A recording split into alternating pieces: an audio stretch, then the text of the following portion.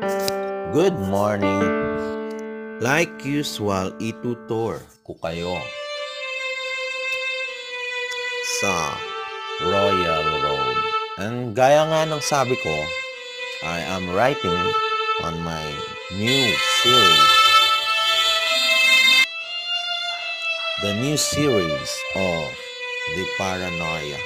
And pinapublish ko to in Royal Road. Ito yung nagmistulang online publisher ng mga ginagawa ko. And right now, I am happy to see na may 16 active na reader online. Dati may 100 yan, umabot ng 95. Ngayon, medyo matumal na, 16 na. Still, manunulat pa rin tayo. Kahit papano naman.